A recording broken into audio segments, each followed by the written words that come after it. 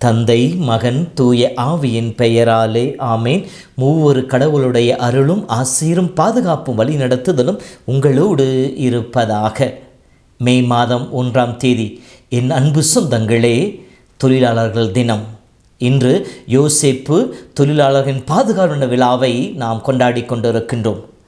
உலகம் முழுவதும் உழைப்பாளர் தினத்தை கொண்டாடி கொண்டிருக்கும் இந்த நாளில் நம்முடைய தாய் திருச்சபையானது தொழிலாளர்களின் பாதுகாவலருக்கின்ற தந்தை யோசேப்பினுடைய விழாவை கொண்டாட நம் ஒவ்வொருவருக்கும் அழைப்பை விடுக்கின்றது.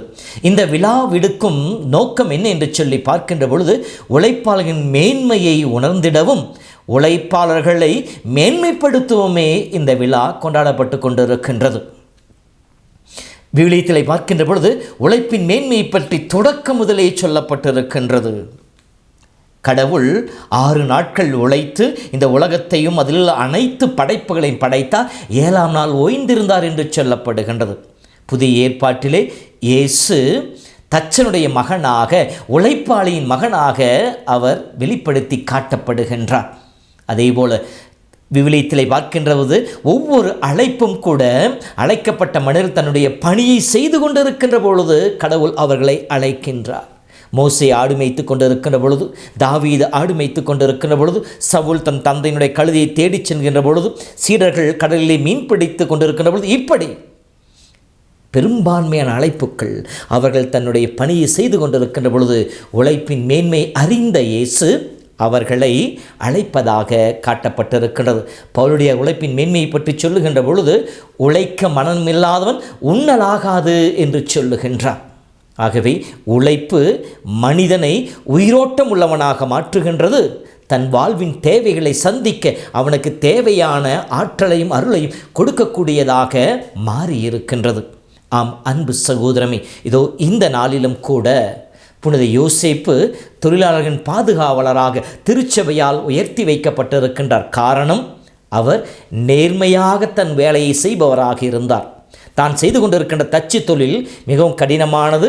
எளிய முறையில் செய்தாலும் தான் செய்கின்ற அந்த செயலிலே உண்மையுள்ளவராக, தன் செய்கின்ற அந்த செயலிலே நேர்மையுள்ளவராக இருந்தார். அதேபோல இறைவனுடைய மீட்பு திட்டத்திலும், இறைமகன் இயேசுவினுடைய மீட்பு திட்டத்திலும் கருவியாக பயன்படவும் தன்னை அர்ப்பணித்தவராக இருக்கின்றார்.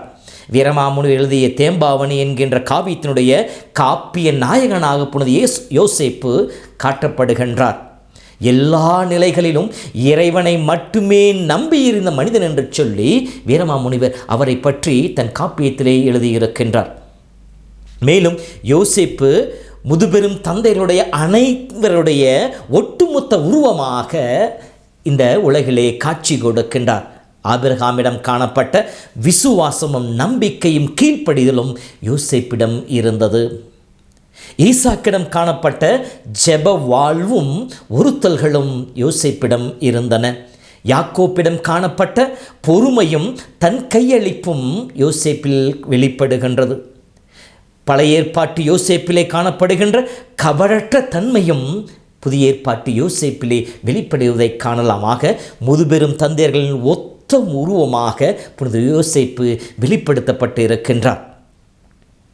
இவரை பற்றி திருத்தந்தையர்கள் சொல்லுகின்ற பொழுது, திருத்தந்தை 13ஆம் சிங்கராயர் எல்லா தொழிலாளர்களுக்கும் முன்மாதிரி புனித யோசேப்பு என்று சொல்லுகின்றார். திருத்தந்தை 15ஆம் ஆசீர்வாதத்தை சொல்லுகின்ற பொழுது, சிறந்த வழிகாட்டியாகவும் மேலும் நாம் பின்பற்ற வேண்டிய ஒரு முன்மாதிரியாகவும் புனித யோசேப்பு இருக்கின்றார் என்று சொல்லி அவரை பற்றி புகழாரம் சூட்டுகின்றார். இந்த மே தினமானது, தொழிலாளர் தினமானது முதலாக கம்யூனிஸ்ட் கட்சியினரால் 1955ஆம் ஆண்டிலே கொண்டாடப்பட்டு கொண்டிருந்தது.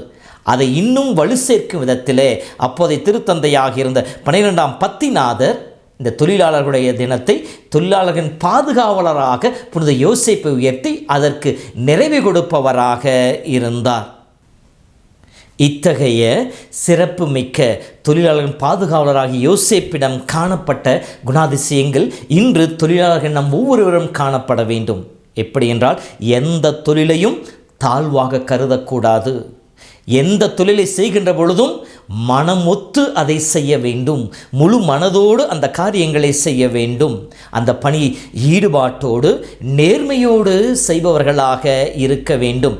உழைப்பு என்பது சாபம் அல்ல, அது வரம் என்பதை உணர்ந்து கொண்டு அந்த வரத்தை நாம் பெற்று அதன் வழியாக பிறருக்கு அந்த ஆசிரை பகிர்ந்து கொடுப்பவர்களாக இருக்க வேண்டும். இறைவன் கொடுத்த திறனையும் ஆற்றலையும் பயன்படுத்தி இந்த உலகத்தை, கடவுள் நம் கையில் கொடுத்திருக்கின்ற உலகத்தை இன்னும் அழகுள்ளதாக, இன்னும் மெருகேற்றக்கூடியதாக மாற்றுகின்ற உடன்படைப்பாளிகளாக நம் ஒவ்வொருவரும் மாற வேண்டும். ஆகவே உழைப்பை கடமைக்காக செய்கின்ற பொழுது சாபமாக மாறுகின்றது, பாவமாகின்றது. அதுவே கடமை உணர்வோடு செய்கின்ற பொழுது அதுவே நமக்கு ஆசீராக மாறுகின்றது என்பதை புனித யோசேப்பின் வழியாக நம் ஒவ்வொருவருக்கும் திருச்சபை சொல்லிக் கொடுக்கின்றது. நம்முடைய வாழ்விலும் நமக்கு கிடைத்த திறமையும் ஆற்றலையும் கொண்டு நமக்கு கிடைத்த வாய்ப்புகளை தக்க முறையில் பயன்படுத்தி நேரிய உள்ளத்தோடு உள்ளார்ந்த ஈடுபாட்டோடு நாம் உழைப்போம். அதற்கான பலனை கடவுள் கொடுப்பார். ஆசீரை கடவுள் நம் வாழ்விலே சேர்த்து கொடுப்பார்.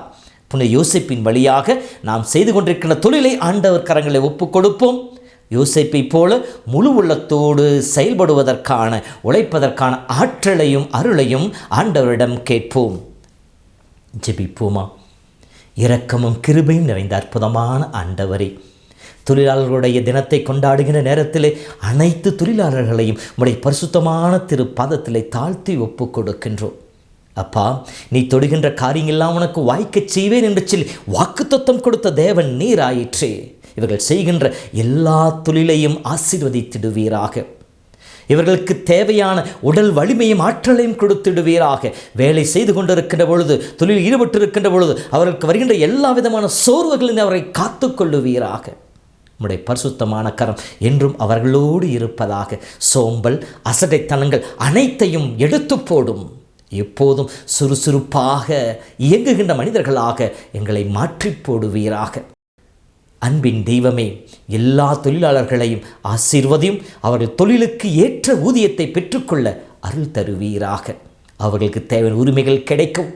அவர்களுக்கு தேவையான எல்லா விதமான ஆசீர்வாதங்களும் குறைவில்லாமல் அவர்கள் பெற்று மகிழ்ந்திடவும் நீர் துணை புரிந்து வழி நடத்துவீராக.